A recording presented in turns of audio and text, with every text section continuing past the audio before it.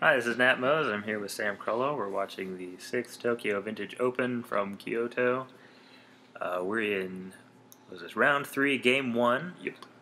Watching now Tezzeret Gifts and Phyrexian Mud. This gifts list is pretty interesting. We don't see a lot of dedicated gifts ungiven lists. Yeah, since it's unrestricted, it hasn't been too popular. Yeah, the Phyrexian Mud list here on the right has a Mulled to 5. He's got a pretty weak hand. He's going to be banking on 2 Tezzeret's Gambits to draw him into threats. I'm assuming it's the same guy we saw round 1? Yeah, I would assume he's 2-0. We know we're round 1. Mm-hmm. And those he can't play either Tezzeret's Gambits on turn 1, so he's going to open with Wasteland on Underground Sea and get gifts right in the face. Yeah, exactly. So we know that the gifts player has Tezzeret and Jace in hand. Yeah, I believe that's what I saw. Yeah, so he's sort of short on blue mana, especially if that once that Wasteland resolves. Yeah. But he's going to go get plenty of acceleration here. You know, I think I might have thrown a blue mana into that. Well, I guess that doesn't really help. Oh, I see what you're saying, like an island. Yeah, I mean you could gift for an actual mana package or an actual blue mana package of a couple different fetch lands and Mox Sapphire. That's true. I mean, I guess it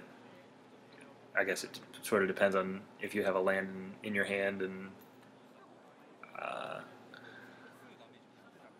how aggressively you want to go for blue mana in particular. I mean, I would say with Jace and Tezzeret though, you'd want to get those out as soon as possible. I wonder if he has a land in hand as well. Yeah. Maybe he already had 1 blue mana. Yeah. But so he fueled up with a bunch of Moxes there, and it does look like he has a blue he just Delta. top-decked gifts.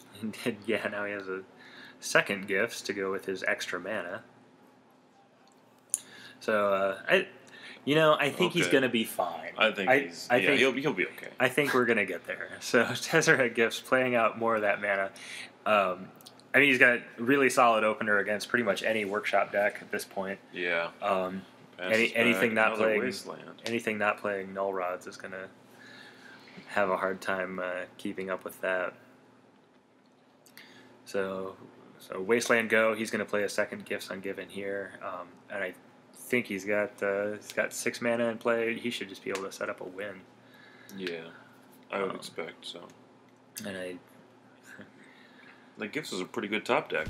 Yeah, right. And I think the actual cards that he gifts for here are, I mean, as long as he's going for one plan, I mean, he could get Tinker, he could get, looks like he's setting up the Time Vault, Time Vault combo here, which makes things pretty easy.